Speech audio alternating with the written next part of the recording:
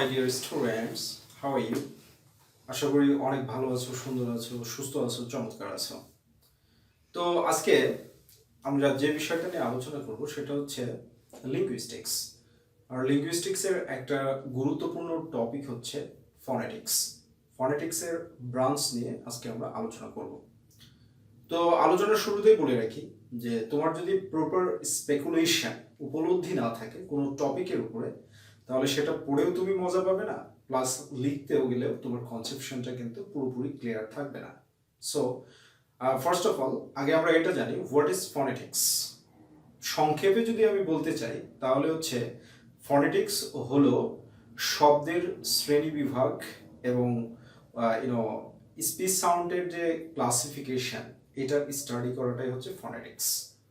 So we can say like that phonetics is the study of the classification of speech sound. Okay, study and classification of speech sound. তাহলে study and classification বলতে কি হচ্ছে? পর্যবেক্ষণ এবং classification, speech sounds গুলো কেমন হয়ে থাকে। তো এই ক্লাসিফিকেশন করতে গিয়ে ফনেটিক্স, এই স্পিচ সাউন্ডের এই ক্লাসিফিকেশন, এটা করতে গিয়ে ফনেটিক্স তিনটা ব্রাঞ্চে বিভক্ত হয়ে গিয়েছে। কয়টা ব্রাঞ্চে বিভক্ত হয়েছে? তিনটা ব্রাঞ্চে বিভক্ত হয়েছে। এই তিনটা ব্রাঞ্চ যেটা, তার মধ্যে ফার্স্ট নাম্বার যেটা আসে সেটা হচ্ছে আর্টিকুলেটরি ফনেটিক্স। সো আর্টিকুলেটরি ফনেটিক্স বলতে অ্যাকচুয়ালি আমরা কি বুঝি? আর্টিকুলেশন শব্দের অর্থ কি আর আর্টিকুলেট শব্দের অর্থ কি? আর্টিকুলেশন বা আর্টিকুলেট শব্দের অর্থ, আর্টিকুলেশন এটা হচ্ছে নাউন, এটার অর্থ হচ্ছে উৎপাদন বা উচ্চারণ। আর্টিকুলেট এটা হচ্ছে ভার্ব, এটার অর্থ হচ্ছে উৎপাদন করা বা উচ্চারণ করা। আর আর্টিকুলেটরি ফনেটিক্স বলতে তাহলে বাংলা অর্থ কি দাঁড়াচ্ছে? যে উচ্চারণ বা উৎপাদন ধ্বনিতত্ত্ব। ঠিক আছে, এটা হচ্ছে ব্যাপার। তাহলে আমরা এখান থেকে বুঝতে পারছি যে ফনেটিক্সের এই ব্রাঞ্চে কি কি বিষয় আলোচনা করা হবে। অর্থাৎ আর্টিকুলেটরি ফনেটিক্স এই ব্রাঞ্চটাতে ফনেটিক্স কি করে? স্পিচ সাউন্ডস কোন কোন অর্গ্যানস বা আর্টিকুলেটরস এর মাধ্যমে শব্দ উৎপন্ন করে থাকে সেই বিষয়টা, এবং এই আর্টিকুলেটরস গুলো কিভাবে তাদের মুভমেন্টটা সম্পূর্ণ করে। মুভমেন্ট বলতে কোন আর্টিকুলেটর কিভাবে কাজ করে থাকে। তো এবার আমরা জেনে নিই যে আর্টিকুলেটরস আসলে কোনগুলো শব্দ উৎপন্নের জন্য। ঠিক আছে, তো আর্টিকুলেটরস আমরা যদি এখান থেকে আসি তাহলে ফার্স্ট অফ অল যেটা দাঁড়ায় সেটা হচ্ছে লাঞ্চ। এটাও কিন্তু একটা আর্টিকুলেটর, অর্থাৎ উচ্চারণে কিন্তু এটা অংশগ্রহণ করে। এবার যদি তুমি যদি আপার সেকশনে আসো তাহলে হবে কি? Lips, lower lip, upper lip.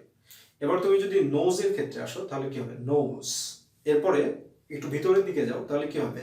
Teeth, tongue, palette, তারপরে কি? জোস, জোস। ওকে, তো এইভাবে দেখবে যে আর্টিকুলেটর, এগুলো কি কি বলা হয়? আর্টিকুলেটর বলা হয়। এই আর্টিকুলেটর গুলো আসলে একটা শব্দ আর্টিকুলেট করতে গেলে, একটা শব্দ প্রডিউস করতে গেলে, উৎপন্ন করতে গেলে কি ধরনের মুভমেন্টটাকে ফলো করে, সেই মুভমেন্টটাই হচ্ছে আর্টিকুলেটরি ফনেটিক্সের মূল আলোচ্য বিষয়। এখানে তোমাকে আমি আরেকটা ইনফরমেশন দিয়ে রাখি যে আর্টিকুলেটরস গুলোকে দুই ভাগে ভাগ করা হয়। কয় ভাগে ভাগ করা হয়? দুই ভাগে ভাগ করা হয়, active articulator and passive articulator. Active articulator হচ্ছে lower lip and different part of the tongue. Different part of the tongue কি জন্য? টাং বা জিহ্বাকে উচ্চারণের জন্য চারটা অংশে ভাগ করা হয়। সামনের একবারে সামনের অংশটা যেটা, সেটা হচ্ছে tip of the tongue. Tip of the tongue মানে হচ্ছে ঠোঁটের ডোগা। এরপরে যেটা সেটা হচ্ছে ফ্রন্ট পার্ট, তারপরে middle part and lastly back part. তাহলে আর্টিকুলেটর কয় ভাগে বিভক্ত? দুই ভাগে বিভক্ত, অ্যাক্টিভ আর্টিকুলেটর, প্যাসিভ আর্টিকুলেটর। তো এর মুভমেন্ট গুলো কিভাবে হয় সেটাই। তো আমি তোমাদেরকে কয়েকটা কনসোনেন্ট উচ্চারণ করে দেওয়ার মাধ্যমে এটা বুঝাচ্ছি। তো মোস্ট কন্ট্রোভার্সিয়াল যে কনসোনেন্ট গুলো আছে সেই কনসোনেন্ট গুলোই তোমাদেরকে প্রনাউন্সিয়েট করে দিই। ঠিক আছে, যেমন আমরা বলি হচ্ছে কে, আসলে এটা কে না, এটা হচ্ছে কি? খে, খে, খে। দেখো এই সাউন্ডটা কোন জায়গা থেকে আসছে? প্যালেট থেকে। আর এই খে সাউন্ড সিস্টেম যেটা, সেটা হচ্ছে খা, খা, খা, খা, এরকম সাউন্ড সিস্টেম। তাহলে কি হচ্ছে এখানে? এখানে কয়টা আর্টিকুলেটর কিভাবে কাজ করছে বা কিভাবে কাজ করাতে হবে, বা লাংস থেকে বাতাসটা কিভাবে এয়ার প্রেশারটা পাস করছে, সেই বিষয়গুলো আলোচিত হয়ে থাকে আর্টিকুলেটরি ফনেটিক্সে। এরপরে আরেকটা কন্ট্রোভার্সিয়াল যে ওয়ার্ডটা আছে সেটা হচ্ছে সি দ্বারাও কিন্তু খে সাউন্ড প্রকাশ পায় বা খেই। ওকে, এটা তো এবার তুমি যদি বলো যে সি তে যখন আমরা কাম বলি তাহলে এটা কাম না খাম? খাম। ওকে, আমরা যেটাকে বলি হচ্ছে কিল, এটা আসলে কিল না কিল? কিল, এরকম, ঠিক আছে। তো এরপরে আরেকটা কন্ট্রোভার্সিয়াল যে কনসোনেন্ট আছে আমাদের সেটা হচ্ছে আমরা যেটাকে টি বলে থাকি, আসলে এটা টি না, এটা হচ্ছে টি। টি, টি, টি, টি। দেখো এখানে আর্টিকুলেটর কি হচ্ছে, যে টিতে কি হচ্ছে, এই লোয়ার পার্ট বা এই অংশটা উপরের অংশ গিয়ে কি হচ্ছে, একটা সংঘর্ষ খাচ্ছে, তাই না?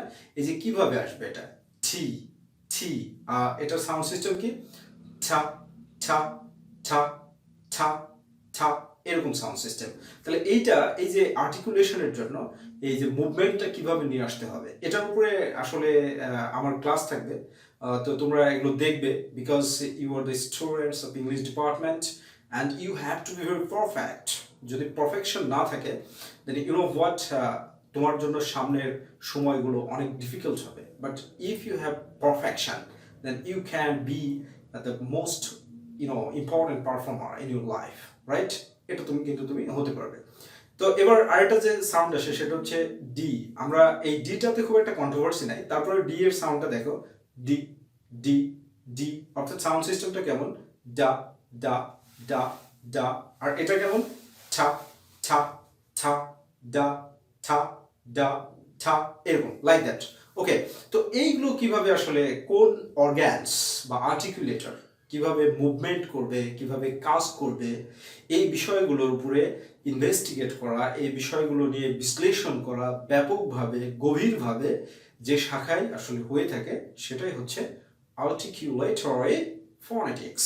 তাহলে এখান থেকে আমরা এটা বুঝতে পারছি যে আর্টিকুলেটরি ফনেটিক্স কোন জিনিসটা নিয়ে আলোচনা করে, যে বক্তা কিভাবে তার আর্টিকুলেটরসগুলোকে ব্যবহার করলে তার ভাষা সংক্রান্ত উৎপাদনটা সঠিক এবং শুদ্ধ হবে। আর এই সঠিক এবং শুদ্ধ যদি না হয় ভাষাটা, তাহলে বক্তার জন্য পারফরমেন্সে কোনো মজা নেই, শ্রোতার জন্য শোনার মধ্যে কোনো মজা নেই। দ্বিতীয় নম্বর ব্রাঞ্চ হিসাবে যেটা আসে ফনেটিক্সের সেটা হচ্ছে অ্যাকস্টিক ফনেটিক্স। অ্যাকস্টিক ফনেটিক্স, তো অ্যাকস্টিক ফনেটিক্স এটা যেটা সেটা হচ্ছে যে স্পিচ সাউন্ডের ফ্রিকোয়েন্সি নিয়ে আলোচনা করে। কি নিয়ে আলোচনা করে, যে স্পিচ সাউন্ডটা কিভাবে শ্রোতার কাছে পৌঁছায় এবং শ্রোতা কিভাবে এটাকে রিসিভ করে, পারসিভ করে, সেই বিষয়টা নিয়ে ফনেটিক্সের এই ব্রাঞ্চে আলোচনা হয়ে থাকে। অর্থাৎ মনে করো আমি বক্তা, আমি কথা বলছি, আমার এই সাউন্ডটা কি ফ্রিকোয়েন্সি, বাতাসে তরঙ্গ দৈর্ঘ্য আছে, তোমরা এটা জানো। তরঙ্গ দৈর্ঘ্যগুলো কেমন হয়, এরকম কিন্তু বাঁকা বাঁকা হয়, কখনো এরকম উঠে, কখনো এরকম হয়, কখনো এরকম হয়, কখনো এরকম হয়, এরকম বাঁকা বাঁকা, সোজা না, এরকম সোজা না, নট প্লেন অর স্ট্রেট, বাঁকা বাঁকা হয়ে কিন্তু শব্দগুলো এভাবে পৌঁছায়, কিলিবিলি কিলিবিলি করে পৌঁছায়, ঠিক আছে। তো এখানে এই অ্যাকোস্টিক ফনেটিক্স বলতে এই কি করে থাকে, যে স্পিচ সাউন্ডসটা বা স্পিচ সাউন্ডসগুলো বক্তার মুখ থেকে নিঃসৃত হয়ে শ্রোতার কান পর্যন্ত পৌঁছানো পূর্ব পর্যন্ত কি ধরনের ফ্রিকোয়েন্সি, লেংথ অ্যান্ড অ্যাম্পলিটিউড, বিস্তার, সেগুলো মেনটেন করে, এটাই হচ্ছে অ্যাকোস্টিক ফনেটিক্সের মূল আলোচ্য বিষয়। And this is very most important branch of phonetics.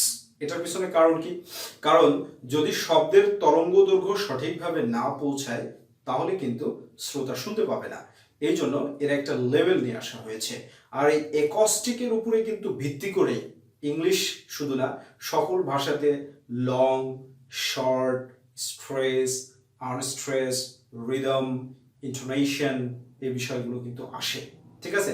এই হচ্ছে ব্যাপার। যেমন আমি যে তোমার সাথে কথা বলছি, এই কথাটা তুমি যদি তোমার কানে না পৌঁছায়, বা এখানে যদি রিদম না থাকে, এখানে যদি স্ট্রেস না থাকে, আনস্ট্রেস না থাকে, কোথায় আমাকে লং ভাওয়েলের প্রয়োগ করতে হবে সেগুলো যদি না থাকে, ইউ ক্যান্ট আন্ডারস্ট্যান্ড। যেমন আমি বলি, আচ্ছা ঠিক আছে, কি করছো, বুঝতে পারলে আমার কথা? এইভাবে যদি লুসুভাবে কথা বলা যায় তাহলে কি হবে, তুমি কিন্তু ভালোভাবে বুঝতে পারবে না। আচ্ছা বুঝতে পেরেছো? না না না, ঠিক আছে, বুঝতে পারোনি? আরে কি বলো, আমি তো তোমার সাথে কথা বলছি। আরে আরে কি বলো, আরে বুঝতে পারো না এখনো, কি বলছো? এই যে ব্যাপারটা দেখো, তুমি যদি এইভাবে কথা বলো, আর্টিকুলেট করো, তাহলে তোমার ফ্রিকোয়েন্সিটা মেনটেন করবে কিনা এই বিষয়গুলো। আর তুমি যদি ফ্রিকোয়েন্সি মেনটেন করে এই কথাগুলো বলো, আরে বুঝতে পারছো? আমার কথা বুঝতে পারছো তুমি? Can you hear me? তুমি কি আমার কথা শুনতে পাচ্ছ? তাহলে কি হচ্ছে, ফ্রিকোয়েন্সি মেনটেন হচ্ছে। এই বিষয়গুলো আলোচনা করে, অর্থাৎ এই অ্যাকোস্টিক ফনেটিক্সটা কি করে, যে বক্তার মুখ থেকে ভাষাটা মিশ্রিত হয়ে আর্টিকুলেট হওয়ার পরে কোন ফ্রিকোয়েন্সিতে শ্রোতার কানে পৌঁছাচ্ছে সেই বিষয়টা নিয়ে আলোচনা করা হচ্ছে অ্যাকোস্টিক ফনেটিক্স। আর অ্যাকোস্টিক ফনেটিক্স এটা হচ্ছে 19th সেঞ্চুরির শেষ দিকে এটা ইনহ্যান্সড হয়, এটা সমৃদ্ধি লাভ করে বা বিস্তার লাভ করে। এবং আরেকটা ইম্পর্টেন্ট ব্যাপার হচ্ছে যে অ্যাকোস্টিক ফনেটিক্স ভাওয়েল সাউন্ডের বিশ্লেষণ নিয়ে ব্যাপক পরিমাণে সফলতা অর্জন করেছে, কিন্তু কনসোনেন্ট সাউন্ডের বিশ্লেষণ নিয়ে এটা এখনো কনক্লুশনে পৌঁছাইতে পারেনি বা পরিপূর্ণ সিদ্ধান্তে কিন্তু এখনো পৌঁছাতে পারেনি। ঠিক আছে, তাহলে বুঝতে পেরেছো? তাহলে ভাওয়েল সাউন্ড নিয়ে অ্যাকোস্টিক ফনেটিক্সের ব্রাঞ্চ সম্পূর্ণ ডিসিশনে পৌঁছে গিয়েছে, বাট কনসোনেন্ট নিয়ে এখনো সম্পূর্ণ ডিসিশনে পৌঁছতে পারেনি। ওকে, লাস্ট নাম্বার যেটা আসে সেটা হচ্ছে অডিটরি ফনেটিক্স। অডিটরি ফনেটিক্স বলতে যে বিষয়টা, শ্রোতা যে ফনেটিক্সটা মানে শ্রোতা যে শুনছে, বিষয়গুলো যে শুনছে, সেই বিষয়টা নিয়ে অডিটরি ফনেটিক্সের মধ্যে আলোচনা হয়ে থাকে। অর্থাৎ অডিটরি ফনেটিক্স হচ্ছে ফনেটিক্সের সেই শাখা যে শাখায় শব্দের কোয়ালিটি নিয়ে, শব্দের দৈর্ঘ্য নিয়ে, শব্দের লাউডনেস নিয়ে, এই বিষয়গুলো নিয়ে আলোচনা করা হয়ে থাকে। এই ব্রাঞ্চে মূলত যে বিষয়ে জোর দেওয়া হয় যে শ্রোতা কিভাবে শব্দটাকে রিসিভ করছে এবং সে কিভাবে শব্দটাকে রিয়েলাইজ করছে বা পারসিভ করছে, সেই বিষয়টাকে এখানে ব্যাপকভাবে জোর দেওয়া হয়ে থাকে। আর এই অডিটরি ফনেটিক্সের ফলে কি কি হয়েছে, লিঙ্গুইস্টিক্সের যে লিসেনিং পাওয়ার, সেই পাওয়ারটা দেখো। এখানে ব্যাপারটা কি দাঁড়াচ্ছে হচ্ছে এইটা, যে জন্মের পর থেকে যে শিশুটা কানে শোনে না, সে কিন্তু বড় হয়ে কথা বলতে পারে না, ডাম্প হয়। এটা এই বিশ্লেষণ থেকে এসেছে। কেন এসেছে?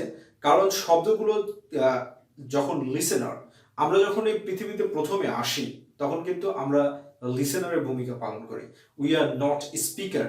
এই জন্য কিন্তু ভাষা শিক্ষার 4টা যে লেভেল, সেই 4টা লেভেলকে বিশ্লেষণ করো। প্রথমে আমরা কি লিসেনার, এরপরে আমরা কি হই, স্পিকার হই। এরপরের লেভেল কি, আমাদের পিতামাতা বা আমাদের শুভাকাঙ্ক্ষী যারা আছে, আমাদের গার্ডিয়ানসরা, তারা আমাদেরকে পড়াতে শিখে, ঠিক আছে না, পড়াতে শিখে বিভিন্ন ছড়া, কবিতা, কোরআনিক ভার্স, কালিমা, এই বা মন্ত্র, এগুলো পড়াতে শেখায়। তারপরে কি, যখন পরিপূর্ণ বয়স আসে, নার্সারিতে ভর্তি করে, তখন নার্সারিতে ভর্তি করে লেখা শিখতে থাকে। এই জন্য ভাষা শেখার এই 4টাই level, listening, speaking, reading and lastly writing. এই জন্য এটা বলা হয়ে থাকে। তো এই অডিটরি ফনেটিক্স কি করে, যে একজন শ্রোতার পারসেপশন নিয়ে এবং সে কিভাবে সাউন্ডটাকে রিসিভ করছে এবং কোন ধরনের কোয়ালিটি, লেংথ এবং লাউডনেস থাকলে শ্রোতা সঠিকভাবে এই শব্দগুলোকে বা স্পিচ সাউন্ডটাকে গ্রহণ করতে পারবে বা অ্যাকসেপ্ট করতে পারবে, এটাই হচ্ছে অডিটরি ফনেটিক্সের মূল আলোচ্য বিষয়। আজকের লেকচারটা এই পর্যন্তই। তোমরা সবাই সুস্থ থাকবে, ভালো থাকবে এবং তোমরা বেটার ফিউচার এবং ক্যারিয়ার পাবে, এই প্রার্থনাই মহান রব্বুল আলামিনের কাছে করি। ঠিক আছে, এবং তোমরা খুব ভালোভাবে মনোযোগ সহকারে পড়াশোনা করবে। পরীক্ষা শেষ হওয়ার পরেই তোমরা এলোমেলো চিন্তা ভাবনা করবে না। তোমরা এই যে পরিশ্রম করছো, দৌড়চ্ছ, এই দৌড়ানোটাকে যেন ধরে রাখতে পারো। এর জন্য পরীক্ষা যেদিন দিয়ে আসবে, সেদিন সন্ধ্যার সময় আমার যে একটা ভিডিও আপলোড করবো তোমাদের জন্য, তোমাদের স্টাডি প্ল্যান নিয়ে, সেই বিষয়টা তোমরা দেখবে। ঠিক আছে, তাহলে বুঝতে পারবে যে আসলে তোমার লাইফটা কি করা দরকার এবং কি না করা দরকার। ঠিক আছে, তো পরবর্তী লেকচার পর্যন্ত বিদায় নিচ্ছি। আবার দেখা হবে ইনশাআল্লাহ। And one thing more, never stop yourself.